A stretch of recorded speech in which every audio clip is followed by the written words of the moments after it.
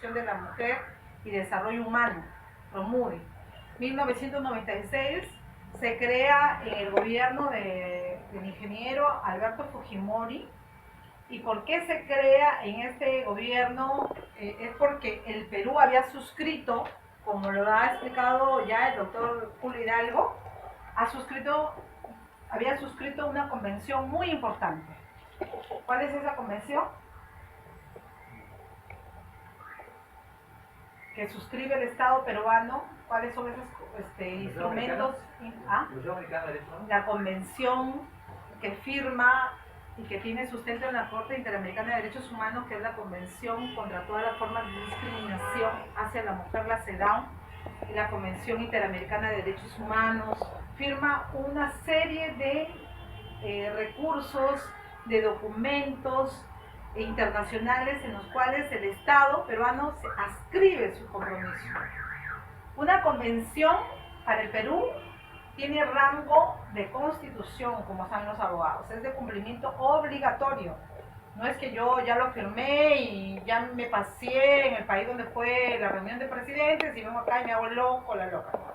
Hay un compromiso que se tiene que cumplir de manera firme y obligatoria. En ese sentido, el Ministerio de la Mujer y Poblaciones Vulnerables se crea como parte de ese compromiso que adquiere el Perú en la Conferencia Internacional del Cairo, en Beijing. Todas estas participaciones que tuvo el Estado peruano representándonos, nuestro presidente del momento, y que habían sido parte también de un movimiento de mujeres en Europa, ¿no? Del trabajo que hicieron varios grupos feministas de Europa y del mundo para que estos encuentros internacionales asuman el compromiso de la igualdad de los derechos entre los hombres y las mujeres. Entonces se crea en el año 1996 el Ministerio de la Mujer, y luego también este año se crea la Comisaría de la Mujer, que ahora es la Comisaría de la Familia.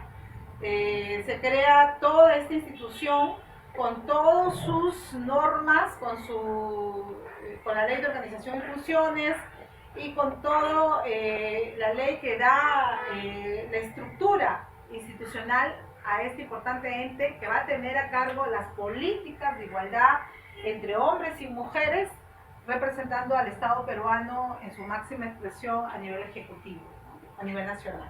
Entonces, ¿cuál es la finalidad de este organismo estatal? Es el diseño, el establecimiento, promoción, ejecución y supervisión de políticas a favor de las mujeres y de las poblaciones vulnerables con el objeto de garantizar sus derechos.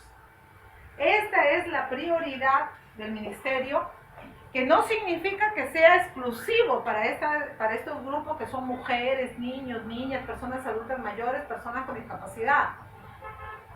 Significa que tiene una atención preferencial, pero no es una exclusión, no es una atención que excluya al resto de los sectores poblacionales, ¿no? Como pueden ser jóvenes, como pueden ser varones. También el Ministerio de la Mujer atiende. Entonces, este es un primer paso que da el Estado peruano a través de los gobiernos de turno, de generar una política nacional para la promoción de los derechos de los hombres y de las mujeres en igualdad, ¿no? Este es el primer paso. Entonces, la creación del Ministerio de la Mujer constituye la primera política pública que emana del Estado peruano.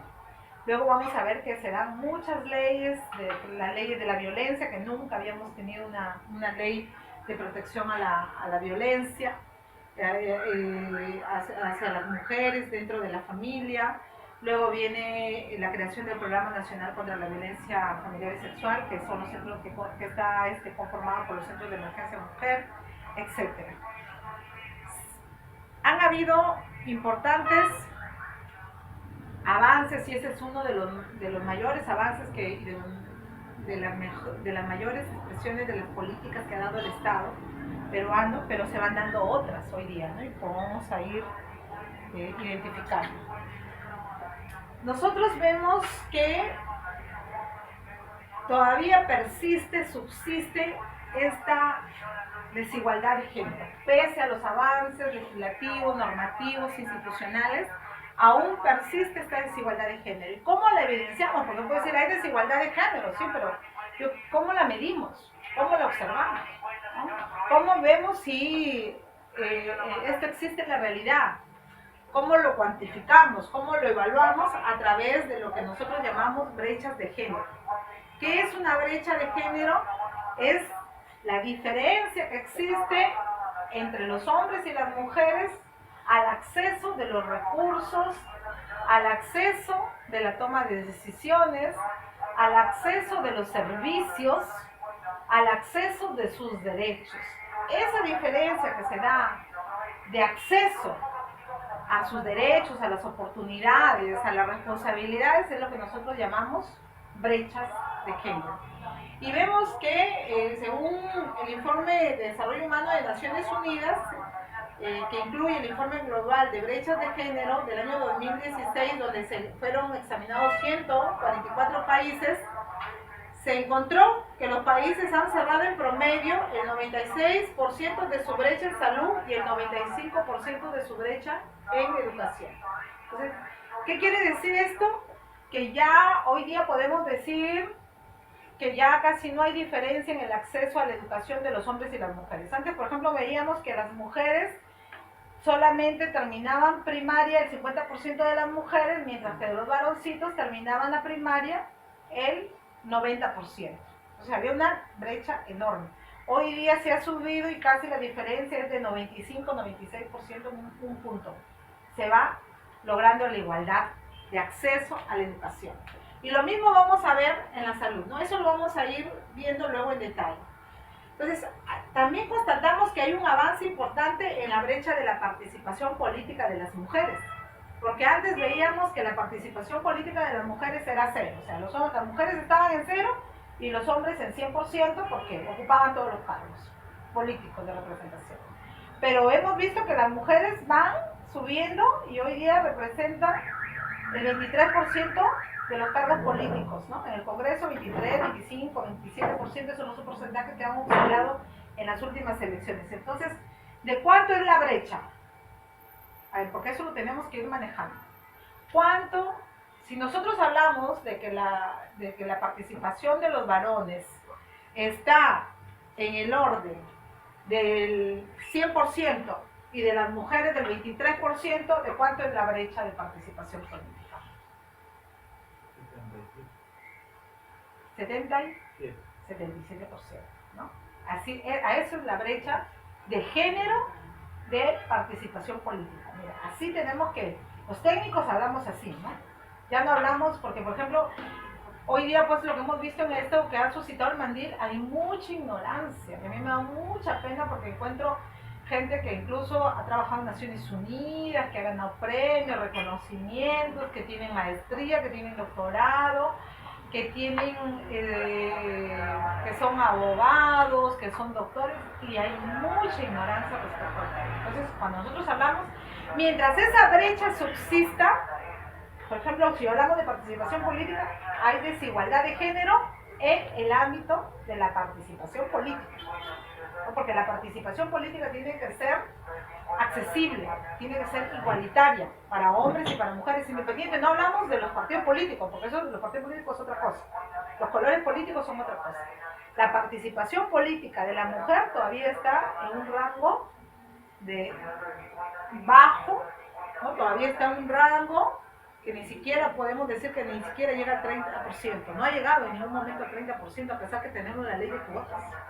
Y que no solamente depende de leyes, porque la ley, por ejemplo, existe, sino también depende de que la población vaya cambiando su visión y decir, voy a elegir a una mujer porque tiene las mismas capacidades, ¿no? Pero ahorita en las cuotas para las listas, para las postulaciones, ya te exigen por ejemplo, el 30% de inscritos, cuando el 30%, ¿no? Los inscritos son 5 regidores ante el alcalde. Entonces, 2 mujeres tienen que ir. Tienen que ir. Y de esos 5, tienen que ir uno menor de 29 años. Claro, también. La cuota joven, la cuota indígena, ¿no? Que se va agregando. Pero la participación de la mujer comienza a aparecer cuando se da la ley de cuotas. Sí. Si no se da la ley de cuotas donde dice que las mujeres, entonces ¿qué hacemos los representantes de los partidos políticos? ¿Quién quiere participar? Porque tengo que completar mi lista, si no, no me inscribo. A la mala. A la te ruega, te suplica, vamos. Y entonces no es solamente un... Va la cola, pero hay que ir rellenándome. Que ya no, la cola, porque acá nunca les ponen de cabeza, ¿no? Porque hay muchas barreras todavía. Entonces, esas barreras que son de tipo cultural, como una mujer me va a venir acá a mandar, todavía le he ido a invitar para que venga y todavía la voy a poner primera en la lista, no es loco, ¿no? Yo he hecho mi partido, No, y son muchos factores. El candidato ve la opinión de la población. La población, si lo pone como teniente alcalde, va a decir, el pueblo va a decir, pero ¿cómo no lleva teniente alcalde? Yo sé que si lo va a tener, lo va a subir. No va. Ya, no tachan, o sea, entonces tienes que ver la aceptación popular que tenga. ¿Por qué? ¿Por qué? Porque esa aceptación popular está marcada, está determinada todavía por esos estereotipos. Entonces, todo eso, por eso decimos, todos estos estereotipos tenemos que irlos cambiando, tenemos que irlos transformando y ojalá algún día desaparezca. Entonces, pero todavía realmente lo del mandil es una expresión objetiva, visible, de que todavía hay mucho. Todavía hay un rechazo de grandes. Claro, de grandes, de líderes, de buenos, de representantes respetables en los ámbitos institucionales, profesionales.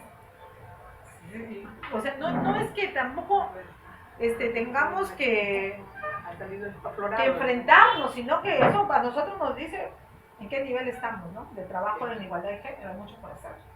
Hay mucho, o sea, tampoco no les vamos a echar la culpa o les vamos a responsabilizar a ellos. Es parte de que todavía no hemos tenido una formación con un enfoque y con un compromiso por la construcción de la igualdad de género. O sea, al final, o sea, también no le vamos a decir, mira qué retrógrada su posición, qué ignorancia, qué expresan, ¿no? También hay una responsabilidad de la sociedad de no haber educado todavía en la dimensión que lo requiere a sus ciudadanos y ciudadanas en estas relaciones de igualdad de género, en una relación igualitaria, ¿no? En esas concepciones hay mucho por hacer todavía. Imagínense, en la Mayeque, acá la vez pasada les decía, nos llamaron a una colega de una empresa para decirle que quisieran que haga un estudio sobre igualdad de género en la empresa, porque la SUNAFIL se está exigiendo a todas las empresas ahora, que va a haber mucha demanda, ¿no? Y me preguntan, mira, ¿quién puede hacer ese estudio? Le digo, a ver, en la región, 1, 2, 3, 4, 5, se acabó. Ella no te va a aceptar, la de acá tampoco, la de acá porque está muy ocupada, 2 te podrán aceptar, tal vez, porque son personas muy ocupadas, ¿no? Entonces son 5, digo, hasta que terminen los del diplomado, que se deben salir listos para hacer estos estudios. No hay especialistas, yo estoy en el ámbito, no hay expertos en igualdad de género. Entonces, hemos quedado semanas.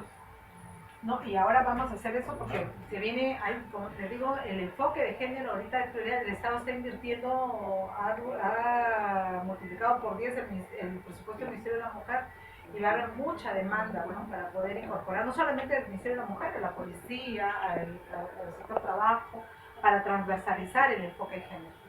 Bien, entonces, cuando nosotros analizamos las brechas de género, de salud y de educación, constatamos, evidenciamos que hay un avance importante. Ya los niños y las niñas terminan, el 95% de niños está terminando la primaria, el 94% de niñas ya está terminando la primaria. Antes decíamos, 95% de niños terminan la primaria y 50% de niñas no terminó la primaria. Eso era una brecha de género. Ahora ya todas nuestras niñas, que ha habido un trabajo de concientización de decirle a los padres que las niñas también tienen derechos a ser educadas, porque los padres antes decían, ¿para qué voy a educar si mi hijita se va a casar? Mejor que la educo, la formo para que críe al bebé, para que atienda a su esposo, etc., ¿no? Todo eso ha ido cambiando y eso ya se manifiesta en este estudio que se ha hecho a nivel de Naciones Unidas sobre la brecha de igualdad de género y cómo se ha ido transformando hacia una visión con igualdad. Nosotros encontramos todavía que la brecha de género a nivel global de estos países, cuando miramos con países conjuntos, está en el orden del 68%. O sea, estamos todavía en forma general de la mitad y un poquito más. Nos falta lograr para la igualdad, para que sea un 100% de igualdad tendremos que llegar, nos falta, ¿cuánto nos falta? 32%, ¿no? 32% a nivel global. Pero cuando vemos, por ejemplo, y analizamos por cada una de las dimensiones que tienen que ver con el desarrollo social, personal o institucional, encontramos que cuando analizamos el desarrollo económico, la brecha está en el orden del 59% todavía. Logro educativo, 95%, lo que les decía. Salud y esperanza de vida, miren, estamos en el 96%. Ya nos falta 4 puntos para lograr la igualdad en salud, 5% para lograr la igualdad en educación, y en participación política, lo que decíamos, estamos en el 77%. Nos falta mucho, bastante, ¿no? Y por eso es que la reforma política, el presidente Vizcarra se ha plantado y ha dicho, va la paridad y va la alternancia en la propuesta de reforma política. Y como vamos a ver, no es solamente una buena intención de nuestro presidente, sino es sobre todo un compromiso con los organismos internacionales, con el desarrollo humano sostenible, porque está demostrado por todos los organismos especializados que no va a haber desarrollo humano si es que no logramos la igualdad. Entonces encontramos, por ejemplo, acá que la esperanza de vida a nivel mundial era de 74 años, ¿no? Para las mujeres. El 77% de los partos son atendidos solamente por personal sanitario. El 7,3 millones de partos anuales en adolescentes menores de 18 años se daban en los países en desarrollo. Todavía el embarazo en adolescentes es altísimo. 1,1 millones de niños, de niñas están embarazadas.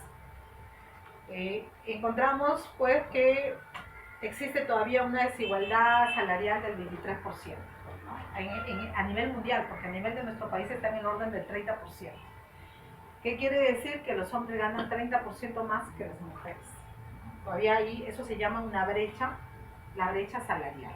Es así como tenemos que ir hablando. Acá hablamos de brechas de salud, de educación, brechas salarial, brecha educativa. Y acá podemos ver cuál ha sido el avance respecto a ir acortando las brechas de género entre hombres y mujeres en América Latina y el Caribe. Por ejemplo, vemos que la participación de las mujeres en América Latina y el Caribe ha avanzado. Miren, Bolivia, la participación de las mujeres está en el 53%. ¿Cuánto está en nuestro país? La participación de las mujeres. 30 según la ley, pero hasta la ley, pero estamos por el 23%. Miren Bolivia, 53%, superó. Hoy día hay mayor presencia de las mujeres, incluso es mayoritaria la presencia de las mujeres en la política. México, 42%, que también es un país muy machista. Ecuador, 42%. Figuran entre los 10 congresos nacionales con mayor proporción de mujeres a nivel del mundo, estos países, ¿no? América Latina es la tercera región del mundo en contar con más mujeres que hombres en las universidades. En promedio, el 25% más de mujeres que hombres son matriculados en las universidades. Y eso sí, también es una realidad que lo vivimos acá en nuestras universidades locales, nacional. La Universidad Nacional Pedro Ruiz Gallo, por ejemplo, tiene más población femenina que masculina. Y por eso decíamos el avance en la educación. La brecha en educativa respecto a la desigualdad de género se está acortando. La brecha salarial entre mujeres y hombres de la región oscila entre 10% y 40%, ¿no? A nivel del mundo. Una de cada 3 mujeres ha sido víctima de violencia por parte de su pareja. La violencia contra las mujeres es la máxima expresión de la desigualdad de género. No vamos a superar la violencia si es que esa desigualdad de género respecto a los roles, los comportamientos, los estereotipos no se van uniformizando para ambos, ¿no?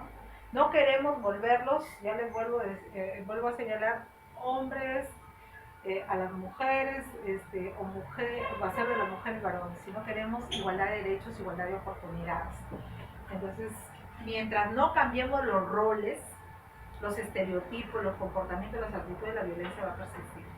Y que va a persistir todavía, hay mucho de lo que hemos visto, ¿no? La reacción de un estereotipo del color rosado, del mandil hacia lo muy masculinizado, que es una ofensa, una afrenta, ¿no? América Latina y el Caribe es la segunda región en el mundo con más embarazo en adolescentes. El embarazo en adolescente también pone en desventaja, ubica a la mujer en desventaja.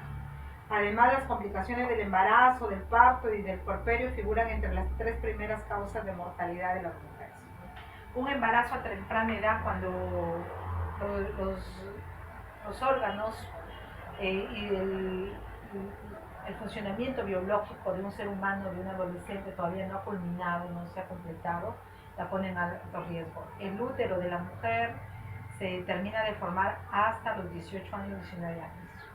Se terminó de formar. Imagínense un útero que está todavía en formación, 12, 13, 14, 15 años, que es sometido a un esfuerzo, a una demanda tan grande como es un embarazo. Significa no solamente retrasar al adolescente, a la mujer en todo su proyecto de vida, desarrollo educativo, sino también de ponerla en riesgo en su vida y en su salud. El útero, que está tan delgadito porque se está terminando de formar, de repente tiene que estirarse, porque cuando hay un embarazo, el útero de la mujer sube de esta altura, sube aproximadamente hasta el diafragma, crece, se estira, y es un útero que todavía está en formación.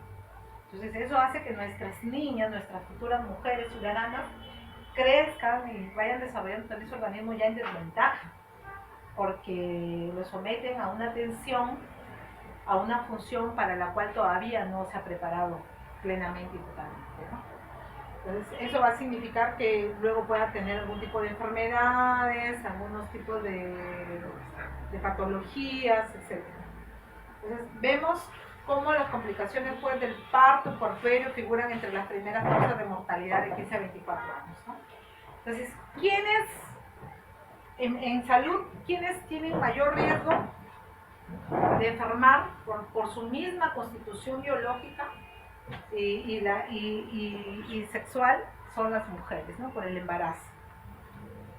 Vamos a revisar algunos datos ya de nivel nacional, eso fue hemos visto a nivel del mundo, a nivel de América Latina. Yo les pido aquí mucha atención porque en base a lo que vamos a señalar, vamos a hacer una política. Hoy día vamos a iniciar la elaboración de una política con un diagnóstico. Vamos a hacerlo gradualmente. Y quisiera que cada uno de ustedes haga una política de su interés. Si alguien tiene el interés de hacer una política institucional para su empresa, para su organización, para su institución, lo puede hacer. Si alguien quiere hacer una política, bueno, aquí vamos a vamos a jugar un rol de repente de ministro, gobernador, de consejero, de regidor o regidora. Sentimos que tenemos toda la decisión, yo voy a hacer una política para cambiarlo. Mañana soy de repente la presidenta del Perú y yo quiero hacer una política para la igualdad de género en el sector educación, en el sector salud, en el sector justicia, en el sector empresarial, en el sector turismo. ¿La puedo hacer? Claro que la puedo hacer, ¿no? Entonces nosotros tenemos que acá salir de gestores de políticas públicas con enfoque de género. Ese es el objetivo de este diplomado. Entonces, hay quienes de repente les interesa hacer una política educativa con enfoque de género. Entonces, ¿qué es lo primero que tenemos que saber en cómo está la brecha de género, cómo está la situación de desigualdad de género en el ámbito educativo? Entonces, encontramos, por ejemplo, que la asistencia de educación primaria fue mayor en los niños que en las niñas. Miren, todavía hay una brecha de género en la región Lambayeque. 95,1 del total de los niños asistieron a la educación primaria, cumplieron con toda su educación primaria, mientras que las niñas 94,6. Ya es una brecha que prácticamente, estadísticamente, es insignificante, ¿no? Pero todavía hay un punto porcentual, más o menos, algo menos, ¿no? Medio punto porcentual, que esa es la brecha de género. ¿De cuánto es la brecha de género en la educación primaria? ¿De cuánto es? 0,5. 0,5. Así aprendemos que hablar, ¿ya? Entonces, cuando dice brecha de género, ¿cuál es la brecha de género? Es esta, ¿no? En el área urbana, los niños presentan una tasa del 95,7% y las niñas del 94,6%, mientras que en el área rural, las niñas son las que tuvieron mayor asistencia que los niños, miren. Aquí también hay una brecha de género de los niños respecto a las niñas. ¿Por qué los niños se ven más afectados en el área rural ahora? Porque los niños vienen la época de la cosecha, del cultivo, del trabajo, entonces el niño tiene que darse por ser el varoncito ayudar en el campo de casa, ¿no? Entonces aquí vemos que en el área urbana todavía hay una brecha de género educativa respecto que ponen de ventaja a los niños, pero en el área rural a los niños, ¿no? Por eso decimos que cuando hablamos de género no hablamos de sexo, o de mujer, ¿no? Porque algunos dicen, solamente estamos viendo lo que le favorece a las niñas, en este caso por ser mujercitas. No, también a los niños. Miren, acá nuestros niños están en desventaja, ¿no? Esta brecha de género debe desaparecer. No puede existir.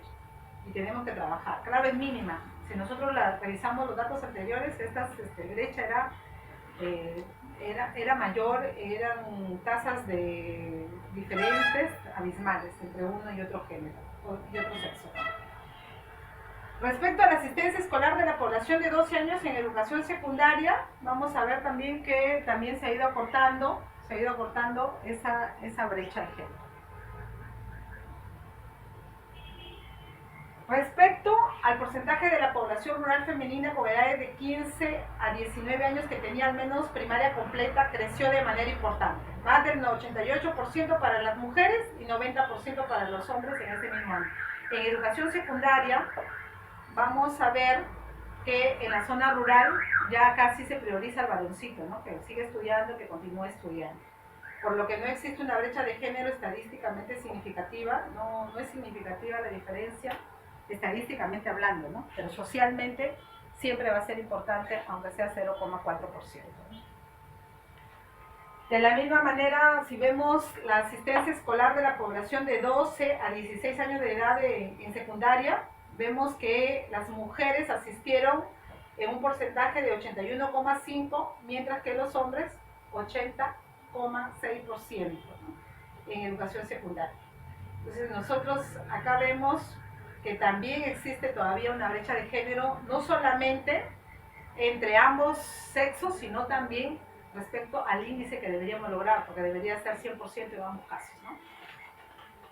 También encontramos que se registra una asistencia al colegio en las mujeres, una mayor asistencia en las mujeres adolescentes que en los varones, ¿no? Aquí encontramos que el 71,2% de las adolescentes, mientras que el 69,6% de los adolescentes asistieron al colegio. Todavía aquí también persiste una brecha de género. ¿De cuánto es la brecha de género en las asistencias a nivel secundario?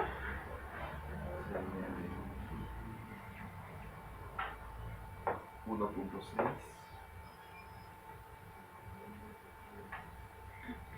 1,6 sería. Más o menos, ¿no? A ver, ¿quién se hicimos bien la suma? Sí, ahí vamos. Encontramos que también se da esta diferencia, estas brechas de géneros, y que en las poblaciones étnicas, nativas o indígenas, ¿no? Encontramos que el 57,8% de las mujeres que hablan una lengua materna nativa y viven en la zona rural acceden a nivel secundario, frente al 66% de los hombres en la misma condición, ¿no? Igual, hay una pequeña diferencia, ¿no? Una pequeña brecha de género, que influye por la procedencia étnica y la lengua en la cual se comunican. Bien, entonces, si nosotros queremos hacer una política educativa para eliminar estas brechas de género, ¿qué podríamos hacer? ¿Qué harían? Hay educadores, ¿no? ¿Qué podríamos hacer?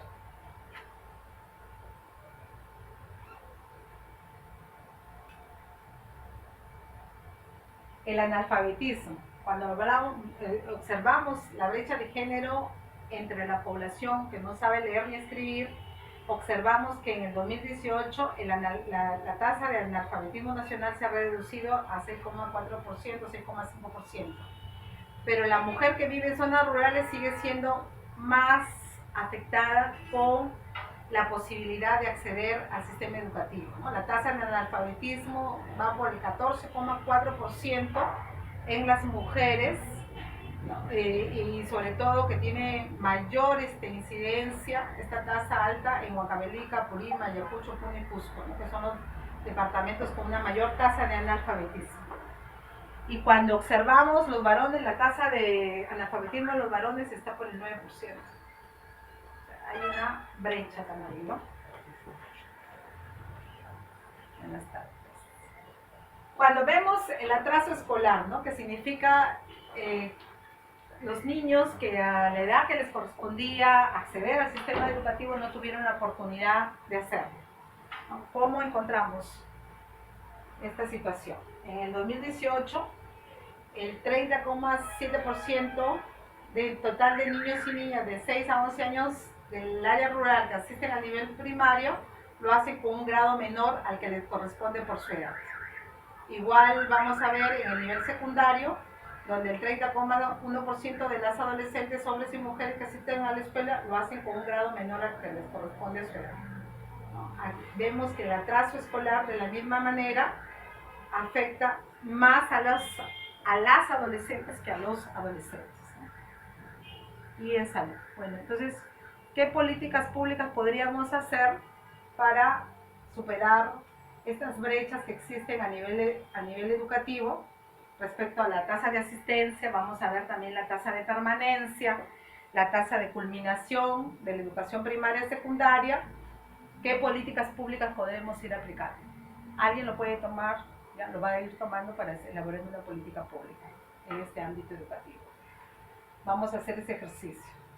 Ustedes van a ser en estos módulos que quedan ministros de educación, directores de UGEL, gerentes regionales de educación.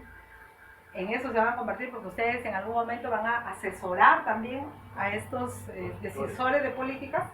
¿Qué pueden hacer para desaparecer esa brecha de género en respecto al analfabetismo, al atraso escolar? ¿No? Ya. Estamos, porque eso vayan seleccionando porque eso lo vamos a hacer a continuación. Respecto a la salud, ¿qué decíamos al inicio? Se han acortado las brechas del acceso a los servicios de salud.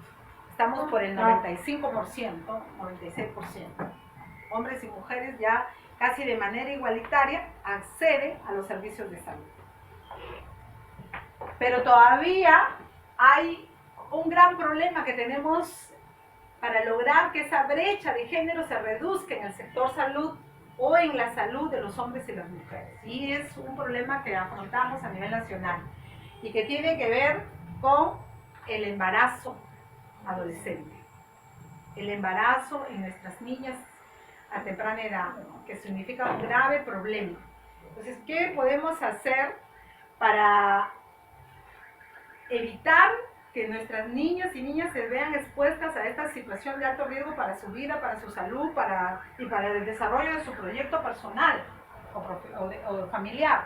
Porque tienen que trabajar, porque tienen que abandonar la escuela, porque tienen que casarse, y muchas veces son sometidas a situaciones de violencia, igual a temprana edad, porque además muchos de estos embarazos son productos del incesto, violación.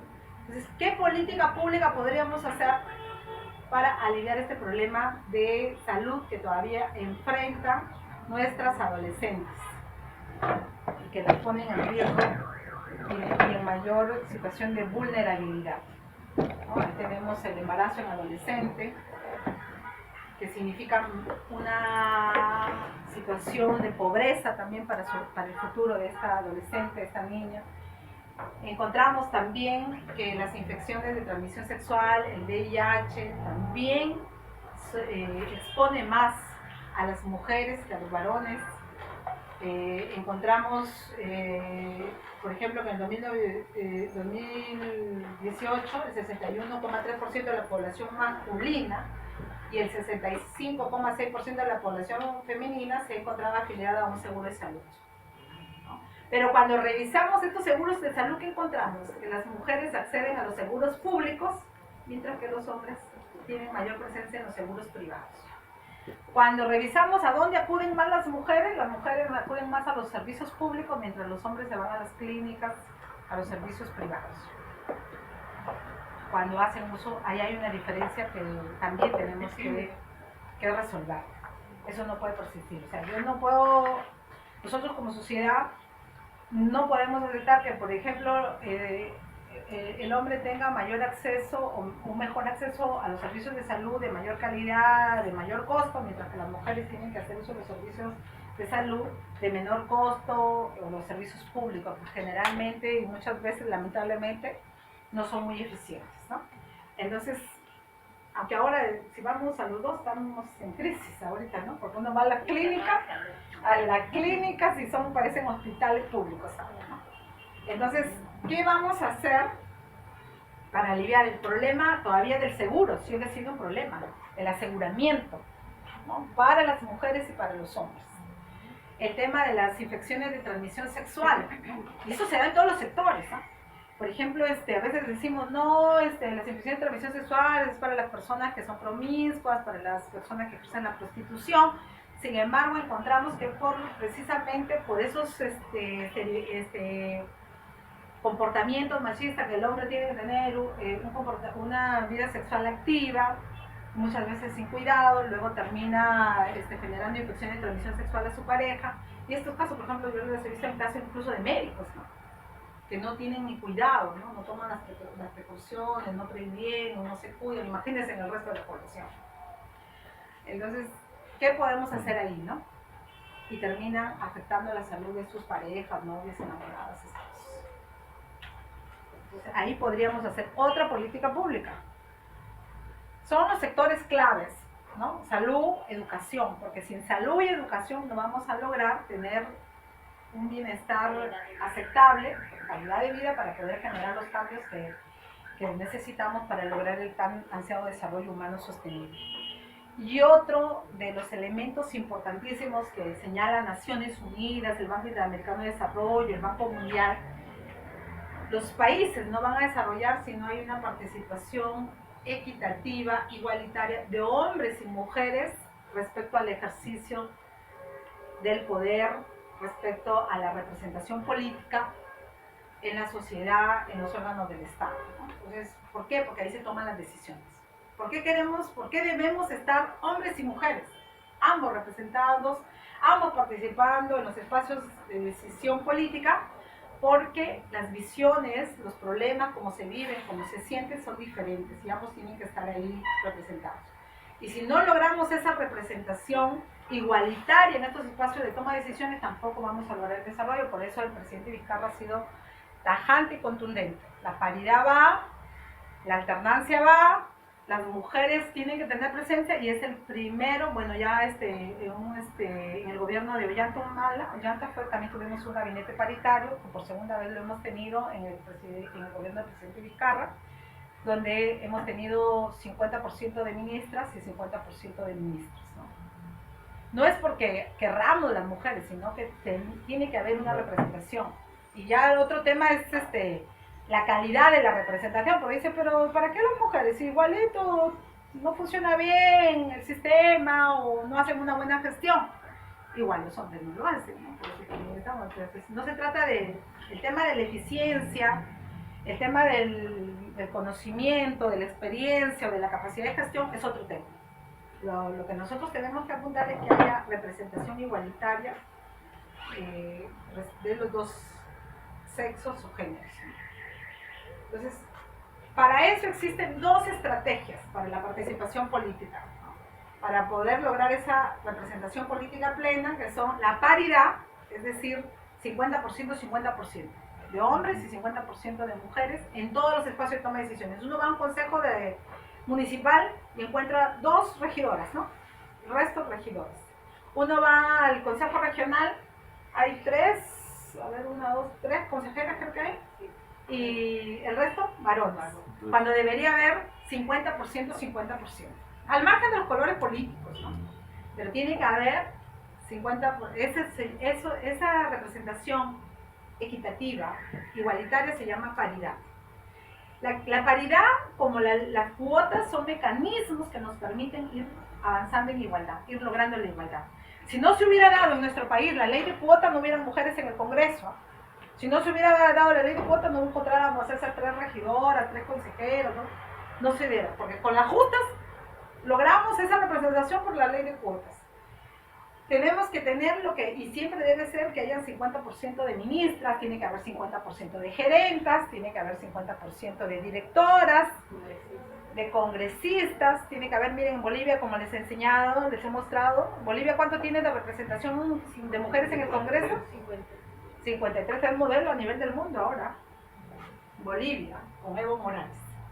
Las ministras representan, y de un total de 34 viceministerios, solo el 21% es ocupado por mujeres, a nivel de viceministras, ¿no? O viceministros. Todavía también estamos ahí, todavía no estamos muy bien representados. ¿Qué políticas públicas podríamos hacer desde donde estamos para mejorar, elevar, promover la participación política? ¿Qué políticas públicas podríamos lograr? Ojo que es igualdad de género en la representación política, es decir, que tampoco pueden haber de los 130 representantes pueden haber 80 mujeres y 50 varones, siempre tiene que ser igualitario, ¿no? Porque además somos 50% de mujeres y 50% de varones en la población. Aquí encontramos, bueno, lo que les decía, en 2011 ninguna mujer alcanzó el cargo de presidenta regional, solo 2 ocuparon el cargo de presidenta regional, algunas en las consejerías. La representación de las mujeres alcaldesas provinciales está por 4,6%, las regidoras 23% de mujeres, alcaldesas distritales y representaron en el 2011 el 3,7%. El año pasado ha sido peor todavía porque no hemos tenido ninguna presidenta regional, escasas vicepresidentas regionales, etcétera, ¿no? En el Congreso igual, ¿no? Quedó conformado 78% por hombres y 22% de mujeres. Esto es lo que tenemos actualmente, 22%, ¿no? Y que se ha reducido incluso, ¿eh? Se ha reducido ese por ciento porque en el Congreso pasado tuvimos más.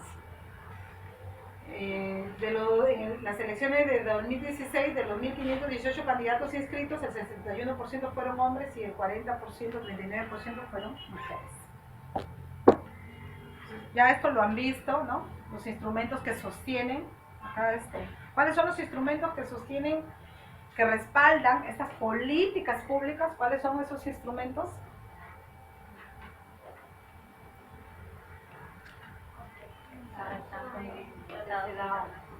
La CEDAW, Belén do Pará para el caso de la violencia. ¿Qué más? La Convención de los Derechos Humanos. Todo, porque la igualdad de género es un derecho humano, por eso es que el nombre del diplomado es Género, Derechos Humanos y Políticas Públicas, porque la igualdad de género es un derecho humano. ¿Qué más? Todos los tratados, todas las leyes, todas las constituciones que tengan que ver con los derechos humanos respaldan estas políticas de igualdad de género. O sea, legalidad existe. Instrumentos que nos permiten generar recursos, asignar presupuestos, existen también. ¿No? Lo que falta es la visión. ¿Por qué no se ha avanzado en igualdad de género? Porque los gobernantes, los decisores, los líderes no tienen esa visión de igualdad de género. Y no saben cómo hacerlo. Y algunos que dicen, sí, a mí me gustaría que las mujeres son... ¿Y cómo lo hago? No saben. Y también, además, tenemos la Agenda 2030 de los Objetivos para el Desarrollo Sostenible, que tiene que ver, que ha sido aprobada en el 2015, que son 17 objetivos, que tienen sus metas, que también respaldan, ¿no? Que uno de los objetivos tiene que ver con lograr la igualdad de género, que es el 5º objetivo de la Agenda de Naciones Unidas, la Agenda 2030 para el 2030. Tiene que haberse logrado, para el 2030 tenemos que haber logrado la igualdad de género. Y estamos discutiendo por un mantel rosado, o sea, tenemos, ojalá que hagamos más rápido. titánico. Un trabajo titánico. Tenemos que apurarnos porque si miren lo que el Manguil Rosado ha expresado, que estamos pero en cero. Y que no podemos ser tan duros con la gente que tiene una opinión distinta, porque tampoco ellos no están aquí como ustedes, ¿no? Todavía no han reflexionado, ni siquiera se han planteado el tema. Pero tiene que lograrse. O sea, esto va al margen de que las campañas, las contracampañas, va, porque es un compromiso del Estado a nivel internacional. Esto es imparable. O sea, podremos cambiar de presidente. Algunos dicen, pero cambian al presidente que se anda poniendo el bandil rosado. Esto viene, el presidente que venga tiene que asumirlo, porque si no asume el Estado operando un compromiso con los organismos internacionales, se le bloquean otro tipo de beneficios y recursos. Los tratados comerciales a nivel internacional, cuando nosotros hablamos de exportar nuestros mangos, nuestras paltas, todo está amarrado por acá. A ver ese país cuánto va avanzando en la igualdad de género, cuánto va luchando va protegiendo el medio ambiente. Según eso se le da las facilidades para el comercio internacional. Se le bloquea, todo eso está vinculado, ¿no? Bien, entonces vamos a hacer ahora lo que llamamos las políticas de igualdad de género, y eso lo van a hacer ustedes, porque de verdad que cuando uno le va, ustedes no esperen que el alcalde, el gobernador o el ministro lo haga, porque hay ministros que no saben ni lo que es género. Ha muerto el ministro de Defensa. Y uno que estaba bien comprometido ha fallecido. Hemos perdido ahí. Éramos uno más y ya. Éramos uno más. Entonces, Uno menos 8. Ahora sí. Bien, entonces, ustedes van a decidir ahora, todos y todas, ¿ya? Van a decidir su política pública de igualdad de género. Entonces, necesitamos esas políticas para el desarrollo de todos los esfuerzos que nos conlleven a transformar la gestión pública, corregir los desequilibrios que existen, reducir esas brechas de género que estábamos señalando, ¿no? Y ahí tenemos toda la parte normativa que nos permite las leyes que ya la han visto, también los decretos supremos, ¿no? Y bueno, entonces esta parte la vamos a dejar para retomarla luego. Necesitamos entonces que ustedes contribuyan aquí. ¿Qué avances hay? Para eso estamos acá.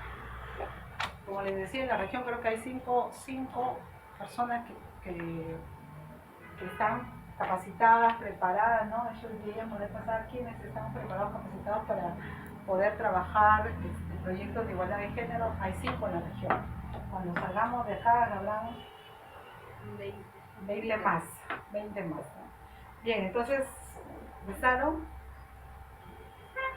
Pueden conversar, el trabajo va a ser presentado al final de manera individual, ¿no? Pero pueden trabajarlo, si lo trabajan como sector, de 2, de 3, podríamos encontrar, si encontramos afinidad con alguna política de salud, de educación, que alguien más quiera trabajar, podríamos discutir el tema para facilitar el tema del diagnóstico, poder hacer un diagnóstico más ágil, más rápido, pero el trabajo va a ser individual. Cada uno va a hacer su cuerpo. Ustedes son profesionales, tienen experiencia de trabajo a nivel de organizaciones, instituciones, entonces, y vamos a estar nosotros para apoyarles y asesorarles. Hoy iniciamos, el día jueves viene la licenciada Magíster Graciela Alegría Olazábal para hablar de todo lo que significa también la desigualdad de género en el ámbito económico.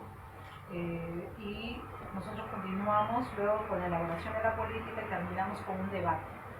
Ustedes tienen que salir listos y preparados para sustentar todas las políticas, porque esto tiene todavía mucha resistencia. Esto no es fácil, la gente se resiste y dice, no, ¿y yo por qué voy a dejar de lavar? ¿Por qué voy a dejar de echar? ¿Por qué voy a dejar de ponerme el rosado, el azul, el celeste? ¿Por qué me voy a poner el manguil, etcétera? Todas esas son resistencias a lo que significa ir dejando de lado todo ese constructo social y cultural que nos aleja de ser plenamente seres humanos, ¿no? Porque de eso se trata a lograr la igualdad de género, que seamos reconocidos plenamente como seres humanos. Y luego vamos a ir hablando de otro aspecto que es muy importante. Yo quisiera que pudiéramos tomar esto porque de ahí quisiera que hablemos de otras dos brechas más que están siendo en este momento elementos de reflexión, de investigación en el mundo y que todavía en el Perú estamos recién entrando a reflexionar sobre esas brechas, ¿no? Que son las brechas respecto al cuidado, al desarrollo profesional y cómo, sin darnos cuenta, eso está afectando todo el desarrollo político, social, económico, cultural de nuestro país y de nuestra sociedad. Bien, entonces podemos empezar. Quisiera que se tomen unos minutitos para que piensen sobre el ámbito que quieren trabajar y lo vamos a hacer juntos, no se preocupen. Vamos a terminar con un grupo con el que estuve trabajando. Al finalizar este diplomado tuvimos unas políticas que las logramos implementar en varias municipalidades de Cajamarca y en varias instituciones, algunas instituciones educativas, incluso fue una experiencia muy enriquecedora y novedosa también, ¿no? Esto es para hacerse, nada está dicho, nada está escrito. Lo poco que hay sobre libros, sobre reflexiones, son algunos esfuerzos todavía incipientes que se están impulsando de manera incluso solitaria, anónima. ¿Qué es lo que ustedes quisieran trabajar con un enfoque de género? Primero, toda política pública surge a partir de una idea, ¿no? No es que ya tenemos todas las cosas claras, toda la estructura, ¿no? Nace de una idea y de ahí la vamos a ir trabajando, estructurando, para poder lograr que esa política se implemente.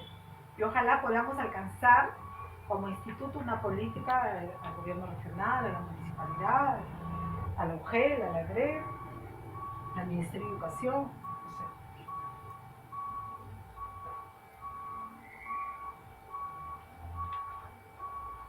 Vamos a empezar primero haciendo un diagnóstico de lo que queremos lograr, ¿no? Entonces, no vamos a hacer un diagnóstico ahorita de lo que nosotros estamos acostumbrados, ¿no? Con toda una investigación profunda, lo vamos a ir complementando luego con algunas lecturas, alguna investigación que podamos hacer básica, elemental, porque también el tiempo no nos va a dar para más, pero necesitamos sí tener una idea de más o menos cuál es la situación, un diagnóstico breve de cuál es la situación que queremos transformar o implementar con un enfoque de género.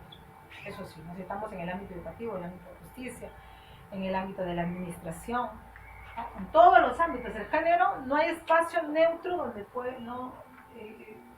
para el género. En todos los espacios el género ingresa, tenemos que impregnar ese enfoque de género, tenemos que transversalizar esa perspectiva de género. Por lo que yo tenía entendido que en Cuba, más o menos, no sé si esta información será verídica, pero de lo que yo pude informarme acerca de la educación del modelo cubano es que para reducir las tasas de analfabetismo y más que todo en estos casos de género es que el Estado tenía una estructura de que en las zonas, por ejemplo, en donde no había o los estudiantes no podían llegar al colegio, los profesores llegaban a las casas de los estudiantes a enseñarles, y ese era gestionado y financiado por el Estado. Y justamente gracias a eso hubo un avance en Cuba a nivel educativo. Y a mí me parece que quizás eso también se podría aplicar aquí, porque hay niños que justamente no van al colegio porque no les da la debida importancia a los padres y se quedan así en la ignorancia, porque justamente en Cuba hay una ley que respalda a esos niños si en caso que el padre no los quiera enviar al colegio, los padres están cometiendo un delito y son sentenciados. Son llevados presos por no cumplir con el derecho del niño o no hacer llegar el caso del niño hacia el Estado. en este caso hasta el sector de educación. Y donde, excelente, eso me parece que puedas tomar el tema del analfabetismo, un tema muy importante. Y como hemos visto, hay una brecha de género ahí importantísima. Ahora lo que faltaría es, dentro de esa acción que se quiere realizar, cómo vamos a darle ese enfoque de género. Cómo vamos a trabajar desde ahí esa acción, acortando esa brecha de género que hemos señalado, que hemos constatado. Excelente. Eso lo vamos a ir afinando, ¿no? Con una perspectiva de género. A ver, ¿quién más quiere compartir su idea de trabajo para hoy? A ver, vamos señalando porque de acuerdo a eso ya nos vamos agrupando y vamos desarrollando. Podríamos ver una política de educación en el tema de en los sectores rurales, por ejemplo en las sierras, cómo trabajar el tema de la iniciación educativa, que los niños jóvenes no van a los colegios por el tema del trabajo, mayormente dedican a trabajar y no tienen oportunidad de poder lograr estudiar, que el hombre y la mujer de los lugares rurales también tengan accesibilidad. Vamos viendo también, hemos visto que esa brecha se está cortando, pero que tienen bastante presencia todavía, incidencia dentro del ámbito rural, ¿no? ¿Por qué tendríamos que tener una idea de que por qué se está dando esta deserción, este ausentismo escolar? Porque los padres incentivan a los niños a que los acompañen a las actividades agrícolas, porque los niños tienen que darse a ayudar a la mamá a los quehaceres domésticos. Y también poca designación de maestros en esos sectores. Sí. O maestros que no tienen de repente que no son bilingües para que puedan llegar a... Por eso es que yo le estaba diciendo que justamente la referencia de Cuba, que Cuba hace lo contrario, o sea, cuando justamente no hay llegada de la escuela hacia el colegio, hacia los niños, el mismo Estado designa profesores que vayan a enseñarle a las casas de los niños, para que el padre vea la presencia del profesor y vea que el profesor le está enseñando a su hijo, y así también el padre un poco aprenda de lo que el profesor le enseña al hijo. Bien. ¿Alguien más quiere aportar? Porque si no ya voy a formar los grupos, voy a darle la sugerencia de que por qué ámbito pueden trabajar.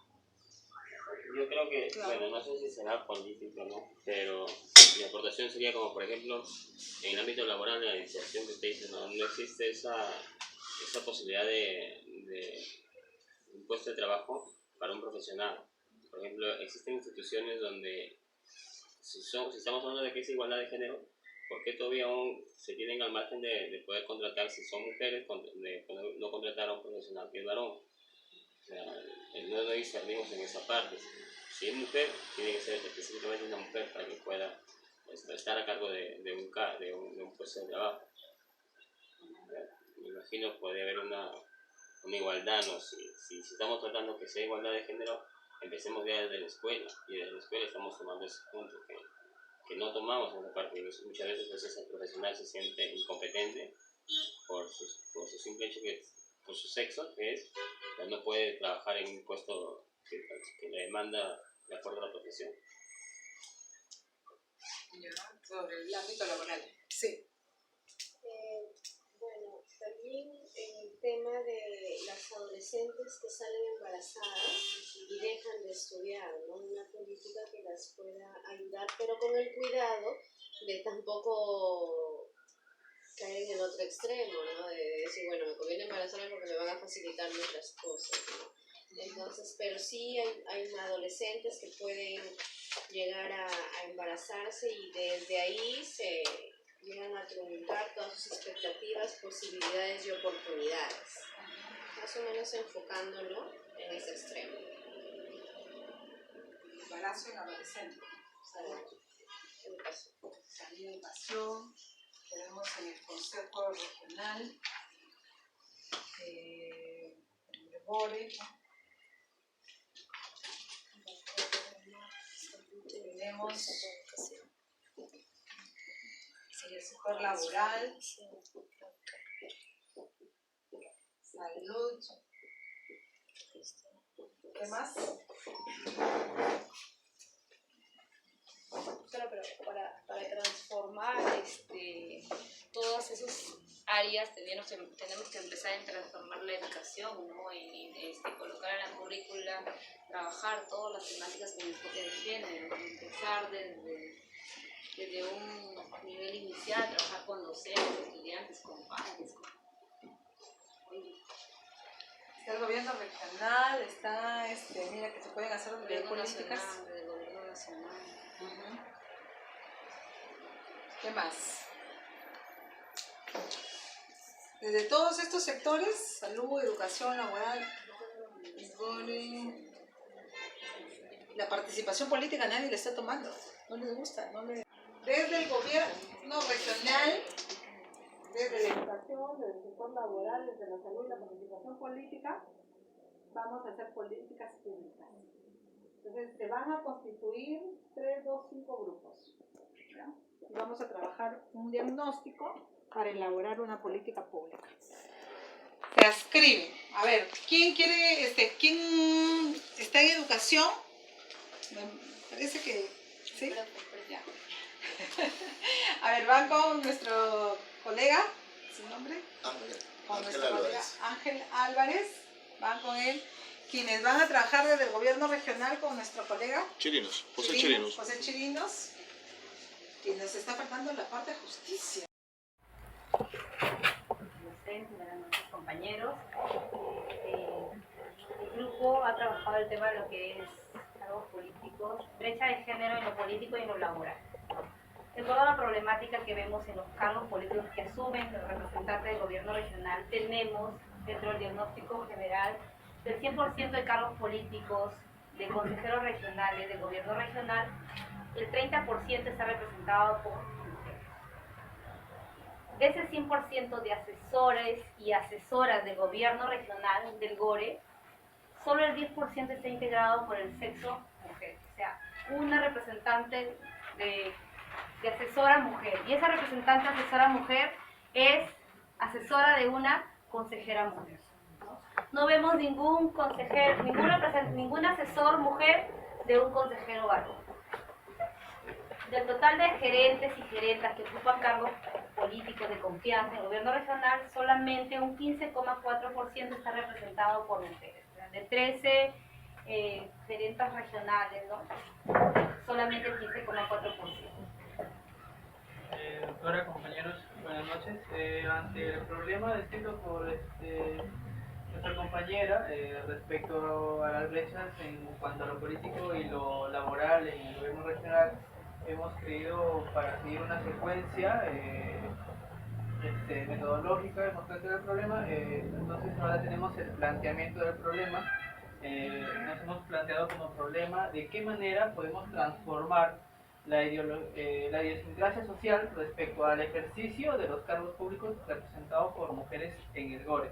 Teniendo en cuenta de que podemos observar que, al explicar a nuestra compañera, existen brechas muy marcadas, por ejemplo, respecto a los consejeros regionales, donde solamente del 100% que vendrían a ser 10, solamente 3 son mujeres, ¿no? Y lo que buscamos es que haya una paridad respecto a la función y al ejercicio dentro de estos cargos. De igual manera, respecto a los asesores y asesoras del gobierno regional, que vendría a ser del 100% solamente encontramos que una es mujer.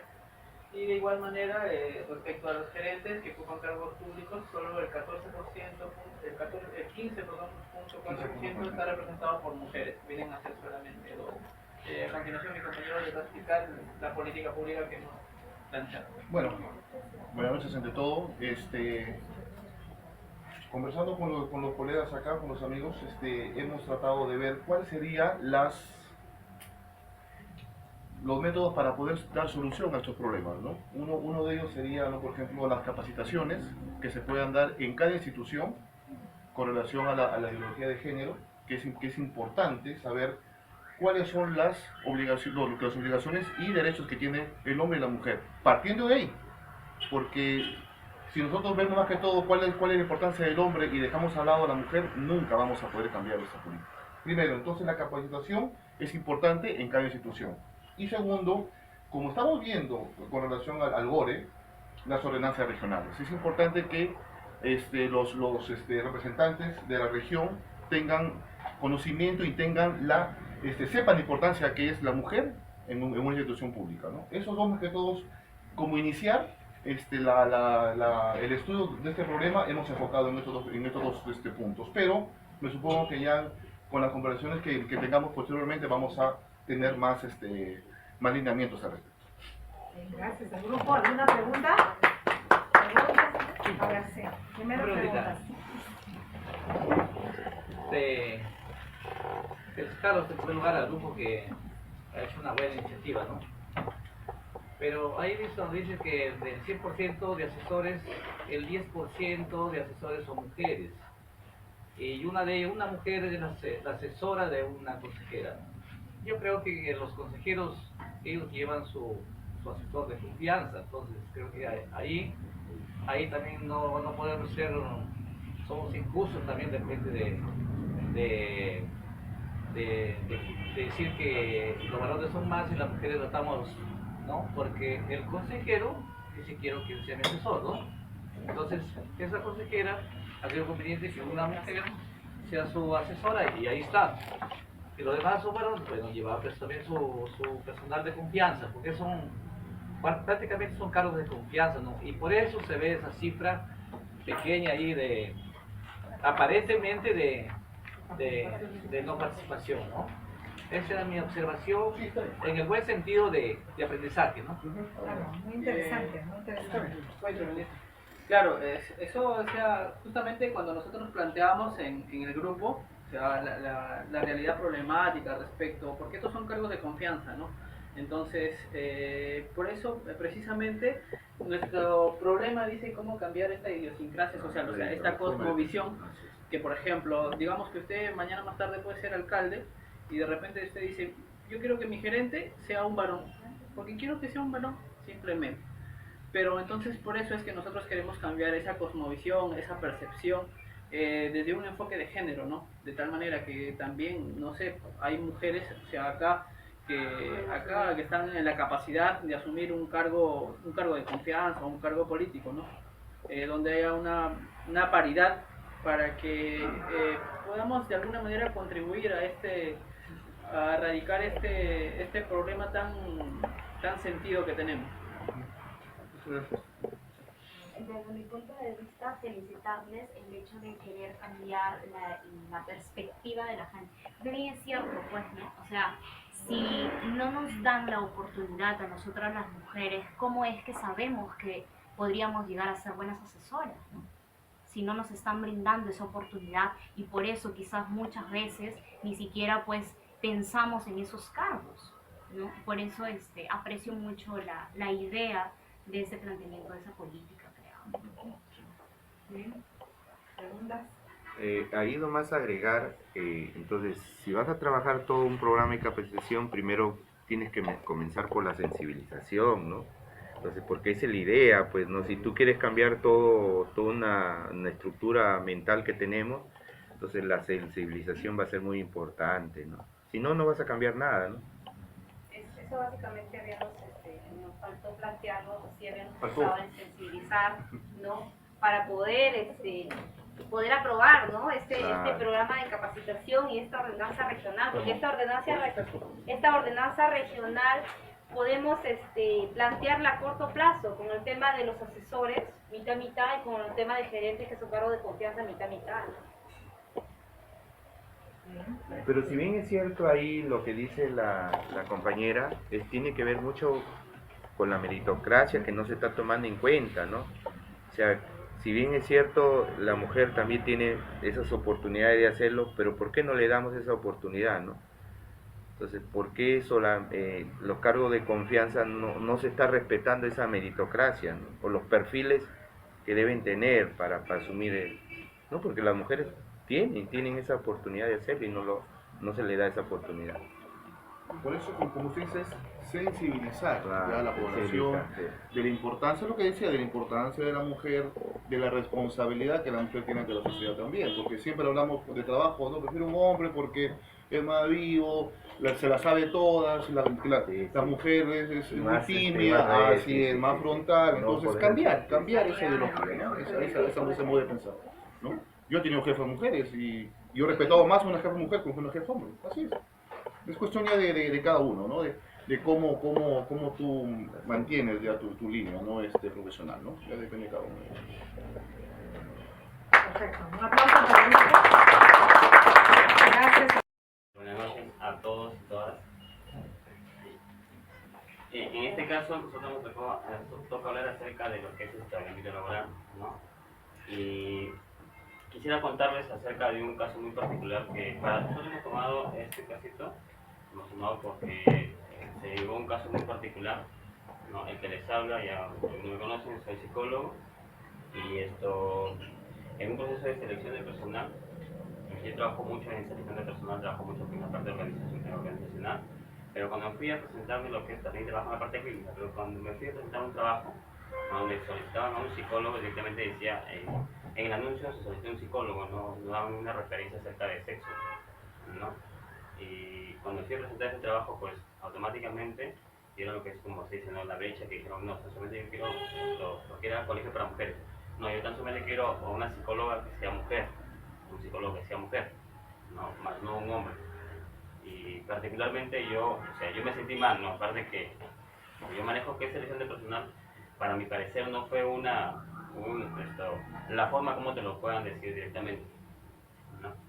Y bueno, de acuerdo a ese caso, mis compañeras y yo hemos tomado este ejercicio para que pueda hablar esto acerca de lo que es la desigualdad de género que está en el ámbito laboral. Bueno, teniendo previamente el caso señalado por el compañero, buenas noches, compañeras y compañeros, hemos visto este caso como una situación, partiendo del caso, hemos visto esto como una situación de discriminación evidente, no palpable, porque si él lo ha vivido en su calidad de psicólogo, entonces esto se da en la realidad, y a partir del caso hemos planteado como diagnóstico 3 puntos importantes que en realidad han sido mucho más, pero lo hemos resumido en estos 3 básicamente. Proceso de selección, hemos tomado como diagnóstico que en la actualidad existen y se da procesos de selección rígidos y discriminatorios para el acceso a un determinado puesto de trabajo. Como lo comentaba el compañero, basta que en una convocatoria de personal se indique, se necesitan o se requieren personal varón, varón con determinado perfil. Entonces ahí vemos que se dan brechas, ¿no?, de desigualdad de género. También como diagnóstico hemos tomado la discriminación remunerativa, que genera brechas de desigualdad, y un dato importante es que es un 30% menos el ingreso remunerativo en cuanto a las mujeres respecto de los hombres. Y la discriminación para el acceso de la mujer en cargos funcionales, en cargos de altas direcciones. Entonces, el problema aquí, el punto en cuestión es cuál sería la solución a esta problemática. Entonces, para eso hemos considerado políticas públicas que va a ser desarrollada por los compañeros. Buenas noches, doctora. Buenas noches, compañeros y compañeras. Bien, efectivamente hemos planteado la solución ante los diversos problemas que existen en la parte laboral. Creo que no solamente mi compañero ha sido parte de estos problemas de desigualdad de género, sino que quizás muchos de ustedes o nosotros quizás hemos sido afectados, ¿no? Hemos planteado la solución en cuanto a los procesos de selección. Si bien es cierto, en empresas privadas no se puede colocar uno a ver el proceso en sí porque es interno, ¿verdad? Tanto en empresas privadas y públicas. Entonces yo creo que es necesario que se cree un proceso de auditoría a cargo de la SUNAFIL, ¿no?, que conlleve a la fiscalización y la verificación de cuotas de igualdad de género, básicamente en las planillas, ¿no? planillas estaríamos viendo ahí la edad, que la edad también es parte discriminatoria, que no la hemos colocado acá, pero podríamos colocarla también, ¿no? La edad, ¿por qué? Porque si bien se dice, cuando tú recién sales de la universidad, estás en la edad perfecta para encontrar trabajo, pero no cumple la experiencia.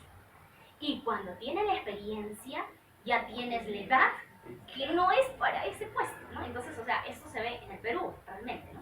Entonces, para esa problemática, acá hay una solución, ¿no? Tema de salario y tema de género. Y otro punto importante también, porque si bien es cierto, si tú te vas a una empresa y le dices que haga esto, te va a decir, oye, pero estás atentando contra mis ingresos, ¿no? O sea, mis ingresos no me los tocas, porque si bien es cierto, ellos también nos mantienen a nosotros, por así decirlo, ¿no? Porque gracias a esas microempresas, las empresas que se crean, ¿no? Son las que prácticamente alimentan a nuestro Perú, ¿no? Entonces, ¿qué se vendría a dar para esto? También una solución sería, para aquellas empresas privadas, ¿no? Que cumplan con la cuota de igualdad de género, se les reduzca un 3% de impuesto a la renta. Yo creo que todas las empresas, si escuchan el tema de, me van a reducir, ¿y quién no va a querer ello, no? Se ha demostrado que el tema de reforzadores positivos apoyan más incluso a nosotros que cuando nos colocan multas, porque todas nuestras leyes y políticas que vemos están basadas a tema de simplemente sanción. No podríamos ver por otro lado que es un poco más rentable, mejora y aumenta, todas las empresas van a querer hacerlo lo más rápido posible. Pongámonos a pensar, si tú fueras un microempresario, ¿no? Si tú eres un microempresario, si tienes esta problemática y te están diciendo que te van a reducir, o sea, ¿quién no lo va a hacer, no? Esta es una idea que salió de todos nosotros, todas y todos. Entonces, para el tema de las brechas de género y la política de contratación. Bien, ¿preguntas? La discriminación de género no solamente está dada para las mujeres, claro, mayoritariamente, de forma recurrente, frecuente, son más afectadas las mujeres, pero en este caso fue afectado un varón, un colega. Y eso para señalar que cuando hablamos de género, no hablamos de sexo. La discriminación de género puede ser, puede estar orientada hacia hombres o hacia mujeres también, ¿no? Que nos permita esto con una experiencia y un elemento de análisis que debemos estarlo teniendo siempre presente, ¿no? Yo digo, por ejemplo, nosotros también como en la parte educativa, ¿cómo nosotros vamos a poder formar lo que es a un profesional o querer guiarlo a un profesional a comenzar con una carrera? Porque hay profesionales o hay estudiantes que eligen una carrera, pero ante la sociedad, ante la parte laboral, te piden lo que es que tú cumplas un perfil que la empresa te pide, más no lo que a ti te nace, lo que tú quieres ser en ese momento. No como por ejemplo, si tú te nace a recoger herramientas, y cuando naces a recoger maquinaria pesada, tú no puedes postular, no puedes estudiar eso, pero tu vocación es eso. Y muchas veces nosotros tenemos profesionales que son truncados, o sea, no son buenos profesionales, no, lo que pasa es que no estudiaron o no han tenido buena capacidad en el estudio. Lo que pasa es que anteriormente tiene escuelas o de escuela o de casa que no te dan, como dice mi colega, no te dan la libertad de poder elegir la carrera. ¿Por qué? Porque la sociedad te está estancando en algo que realmente está muy fuerte para cambiar esto y poco a poco tenemos que hacerlo. Bien, un aplauso nuevamente para doctora, también teniendo la oportunidad de participar una vez más en este diplomado. Hoy hemos tocado lo que es la participación política con paridad, alternancia y enfoque de género en elecciones municipales. Entonces, todos hemos visto que en las elecciones electorales la ley establece que dice que la lista tienes que llevar el 30%, sea de varones o mujeres. Siempre queda ese para escoger al candidato. Pero ya eso es con fines ya de llevar el 70% de varones y 30 mujeres. Y no solamente lo llevas, sino que lo pones al final para completar la lista nada más. Entonces, una formalidad. Es como una forma de formalidad. Gracias. Entonces, con esta iniciativa que nosotros tenemos, teniendo la experiencia de muchos procesos electorales anteriores, ahora lo que nosotros queremos acá es que ya no sea así, la ley que esté solamente figurativamente como una formalidad, sino que se cumpla de esta manera, que se dé la paridad, el 50% de varones, el 50% de mujeres que vayan en las listas, así, como una exigencia. No, y no solamente eso, sino que también que se dé la alternancia, que si el primer regidor es varón, el siguiente regidor debe ser mujer, y así. ¿Por qué? Porque cuando uno elige una plancha, siempre, su teniente alcalde siempre, por mayoría, siempre es el que aporta más. O en un gobierno regional, quien va como vice, es el que echa, ¿no? El que solventa, tiene su material logístico. Entonces dice, yo voy, pero eso sí, lo voy como primero. Ya, ¿qué vas a dar? 100.000, tantos, camionetas, todas esas cosas. Entonces, si es una mujer que aporta eso, va primero, pero cuando ella también quiere participar como segundo, le dice, no, porque el siguiente es varón, te toca, como tercero te llevo, ¿está bien o no? Ya, no importa. Ahí voy. Entonces, así va esa es la nueva política que nosotros queremos para evitar esta discriminación de género. O sea, acá nosotros ya tenemos experiencia del proceso, así son los procesos, pero hay que ya formalizarlo correctamente. Y ya con esta alternancia, pues, acá no va a haber fraude, como dicen, ¿no? Pero esto no le conviene, pues, a los partidos políticos, ni al Congreso. A ningún político le va a convenir esta norma, por eso es que no se cumple. Nosotros la vamos a presentar y al tacho. ¿Por qué? ¿A quién le conviene? Si lo vamos a presentar a un partido político, cualquiera que sea, para que lo pongan en su estatuto, para que su partido elija bajo estos criterios, elija su plancha, no lo va a aceptar. ¿Por qué? Porque siempre va a haber, tiene que favorecer empresarios acá, empresarios que van a querer aportar, y acá ya va el relleno, pues, el que no aporta nada ya va a la cola, pues.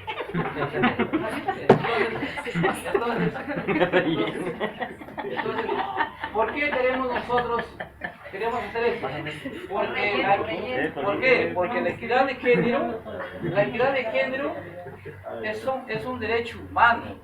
Por eso que hemos puesto acá, la equidad de género es un derecho humano, y cuando se cumpla esta alternancia y se cumpla la paridad, ahí recién vamos a hablar de una equidad de género con derechos humanos. Mientras tanto, es letra muerta. Hasta ahí.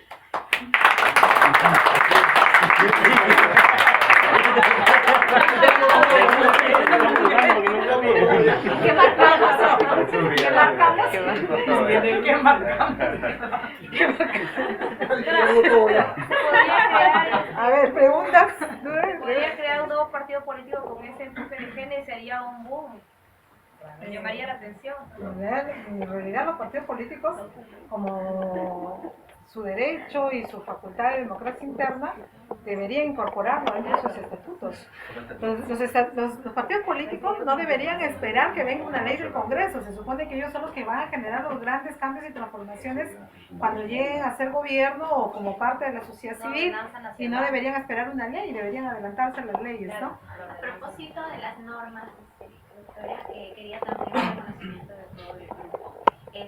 Comentarles que esto que nos han manifestado nuestros compañeros sobre todo sobre la alternancia, y como dijo, ¿no? Al tacho, ¿no? Las ideas, los proyectos, eso mismo, proyectos, ya hay proyectos de ley.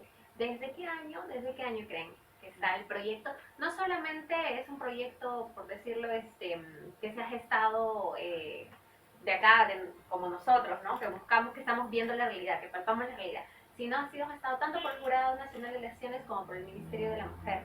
Y está desde el 2012 en la Comisión de Constitución. Desde el 2012, ya vamos 7 años y nada.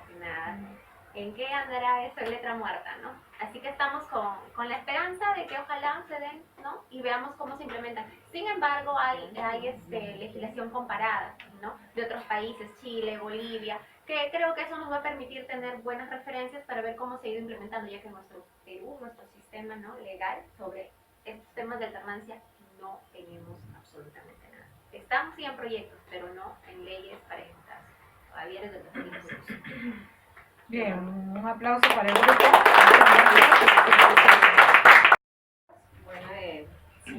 acuerdo con lo señalado.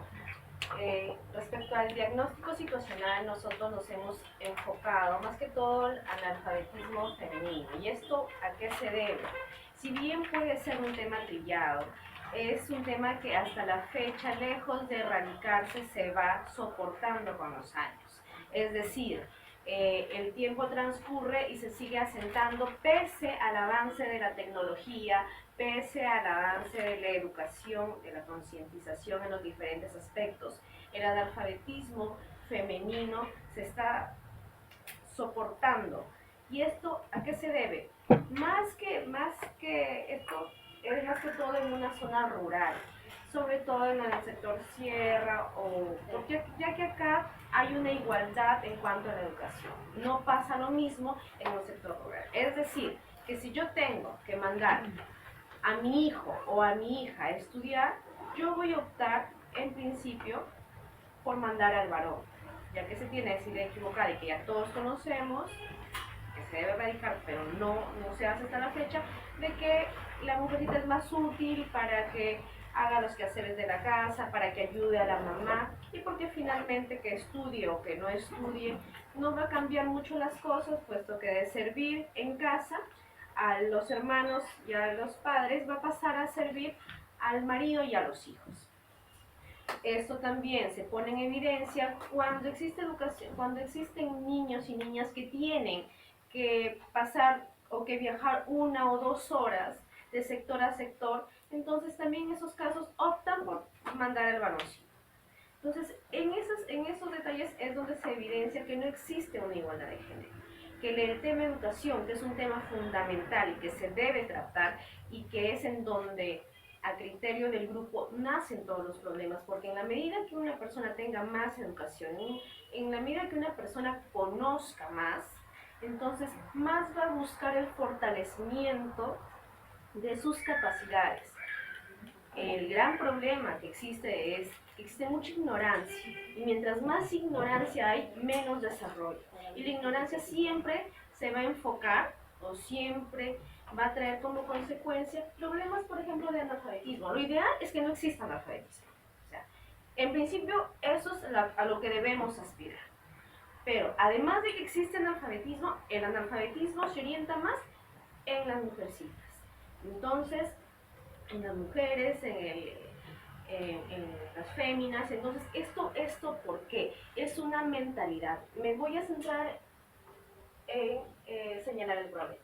Era el diagnóstico situacional. El problema lo va a señalar mi compañero. Gracias. Bueno, buenas noches con todos y con todas. Aquí en el diagnóstico situacional tenemos que la actualidad del analfabetismo femenino es mayor al analfabetismo masculino. En la zona rural, los padres priorizan la educación de los hijos varones, ya que ellos se tiene el error que ellos tienen la fuerza, capacidad, solamente la capacidad para hacer las cosas, mientras que las mujercitas solamente se dedican a las situaciones del hogar. El problema que las mujeres por falta de educación no acceden a las mismas oportunidades laborales que los hombres. Y tenemos que en las propuestas que hemos compartido con el grupo, tenemos que avanzar con la sensibilización a la comunidad a través de las charlas, escuela de padres, sobre la importancia de la igualdad de género, gestionar programas de alfabetización de calidad para mejorar las mujeres zonas rurales, promoviendo una educación técnica artesanal. Bueno, sí, agregando nomás lo que un poco las propuestas, ¿no? Miren, la realidad, lo que dijeron los amigos, esa es la realidad que se vive en la zona rural, ¿no? Hay mucha todavía, por parte de las comunidades, hay mucho machismo, donde más le dan prioridad mucho a la educación de los niños que de las niñas, ¿no? Entonces, cuando los niños y las niñas quieren insertarse en el sistema educativo, a veces ya no lo pueden hacer por la extra edad, ¿no? La extra edad es un problema de las niñas de las zonas rurales, porque las niñas de repente que tienen 13, 14 años si quieren presentarse al sistema educativo ya no pueden, por la edad. Entonces, ya no hay otra oportunidad para ellos para que puedan seguir estudiando, ¿no? Entonces, ¿por qué? Porque hay otra oportunidad que son los centros de educación básica alternativa, que no existe o existen pocos, y en la zona rural no existe ninguno, ¿no? Por eso que esas niñas o esos jóvenes o más las niñas que desean insertarse en el sistema educativo no lo van a hacer, porque el sistema normal no lo va a permitir. Entonces esas niñas se van a quedar de repente ya sin seguir estudios, ¿no? Y como dijo la compañera, entonces van a esperar que en un momento se casen para poder asumir el rol de mamá, ¿no? Entonces no tienen otras oportunidades.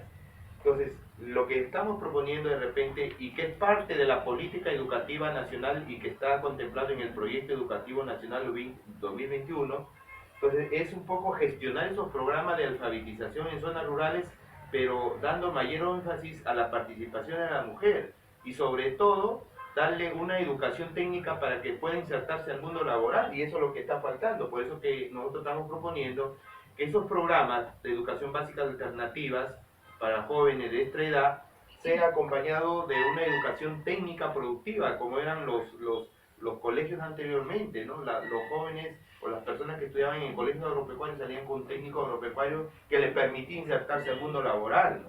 Sin seguir ya otra carrera adicional. Entonces eso de repente está faltando, promover el Estado, de repente si bien no tiene como política de Estado la atención a los grupos vulnerables, pero no le está dando esa prioridad que deben tener estos grupos, ¿no?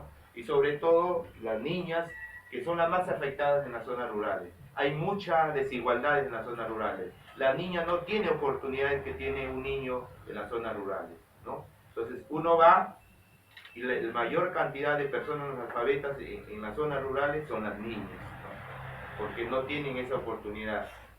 Sin ir muy lejos, cuando uno, por ejemplo, yo he trabajado en zona rural, por ejemplo, yo hacía un diagnóstico, la mayoría de madres que iban a o sea, ¿cuál era su nivel educativo?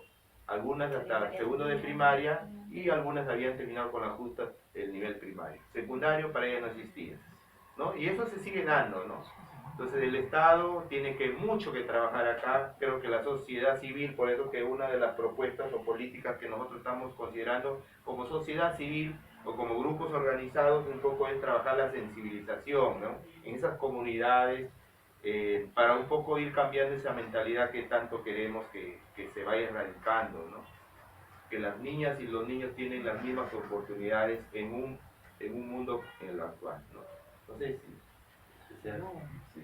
con respecto a lo que son las propuestas, justamente lo hemos visto desde un enfoque abierto, no solo de la sierra, sino también de la selva, de la costa, que podemos ver que es una cultura, se ha hecho una cultura, un modo de vida. Entonces, para cambiar ese modo de vida, primero tenemos que comenzar que los mismos docentes, o en este caso, como hablé al principio, que el Estado se encargue de promover docentes que vayan a esas casas en donde las personas, en este caso las niñas, no tienen un acceso a llegar a una escuela, para que de esa manera se puedan tener una nivelación primero de alfabetización, para luego reinsertarle técnicas agropecuarias para que ellas puedan desempeñarse más que todo en el ámbito a lo que ellas les rodea. Por ejemplo, ¿qué vemos en las zonas rurales? Vemos que hay chacras, mayormente, hay chacras de maíz, son chacras de áreas de algodón. Por ejemplo, aquí en Morro pues son áreas de algodón, de maíz, de alberjas. Entonces darle a través de la enseñanza técnica, darle pautas para ver cómo ellas pueden mejorar esa calidad de producto y puedan tener una solvencia económica. Muchas gracias al grupo. ¿Preguntas? Eso se va a presentar al gobierno regional. Ellos están liderando los resultados, ¿no? Tacna, Moquegua, Arequipa, son regiones donde los gobiernos locales están dando el presupuesto a educación para generar procesos de formación y buscar esta reducción de igualdad de género. Entonces acá sería a través de los gobiernos locales, gobiernos regionales, las mismas instancias de gestión del ministerio, para que un poco, pero si hay un documento, como dice la doctora, el documento está ahí, porque esto está en el proyecto educativo nacional. Entonces, lo que se está evaluando ahorita es si las políticas que están planteadas en el proyecto educativo nacional se han cumplido o no. Ir también acercando el Estado más a la población, porque muchas de las políticas se quedan en el nivel central, necesitamos llegar a regional y a local, y a veces hay que actualizar la política, adecuarla a la región a través de las ordenanzas municipales o regionales, ¿no? Para que poderla hacer efectiva, si no queda solamente en el nivel central. Bien, muchísimas gracias, ¿sí? Perdón, doctora. Acá también va a depender de las autoridades del gobierno regional, provinciales y tal, que puedan apoyar o pedir que se cumpla lo que ya está, de hace mucho tiempo, no lo cumplen, no lo hacen, porque las autoridades actuales no se preocupan por este tema que es muy importante, el tema de la educación. Tras los gobiernos regionales que existen, se van solamente a visitar a los pueblos lejanos y luego nunca más aparecen y no hacen cumplir lo que viene hecho ya de hace tiempo. Solicitar más bien que a través de lo que ellos están haciendo, planteando, es muy bueno realmente, que existan los CEBAS o los CEBAS en los lugares rurales. Sí, miren, yo pienso que, o sea, aquí está pasando algo en nuestro país. Las personas que asumen un cargo político o que son parte de una política no están empoderadas de todas estas propuestas. Al no estar empoderadas, no van a tener idea, no van a tener noción, no van a tener visión, y por lo tanto lo que viene a las municipalidades lo van a hacer más en oro y cemento, que es lo que más se ve, pero no hay apuesta por la educación porque es algo intangible. Si yo apuesto por la educación, no, pues nadie va a ver esa obra, pues, ¿no? Entonces, por lo tanto, y las autoridades, yo pienso que parte de la reforma electoral debe ser que las personas que asuman un cargo político por lo menos deben llevar diplomados en gestión pública, políticas públicas, para que, y sobre todo en manejo presupuestal, porque deben estar empapados, ¿no? Empapados de los presupuestos que vienen y en qué voy a distribuir, porque si no, terminan los 4 años y recién el último está aprendiendo todo, ¿no? Al finalizar la gestión, entonces esa es la realidad. No, y también básicamente los políticos que vamos a elegir, porque nosotros somos las personas que elegimos, ¿no? Y también es las personas que van a desarrollar estos programas. Yo creo que deberíamos ser conscientes en el trabajo que realizamos, ¿no? Siempre apunto ahí porque fácil es, ya, tienes el cargo, una vez que lo tienes, te dedicas a hacer cualquier cosa menos a realizar. Por eso es que tampoco no avanzamos, porque nos estamos mintiendo unos a otros, ¿no? Entonces yo pienso que al menos las personas que estamos acá seamos conscientes de lo que realizamos día a día, porque ese granito de arena, por muy pequeño que sea, es parte de un cambio de tu país en el que tú vives, ¿no? Así es. Bien. Muchas gracias, un fuerte aplauso al grupo.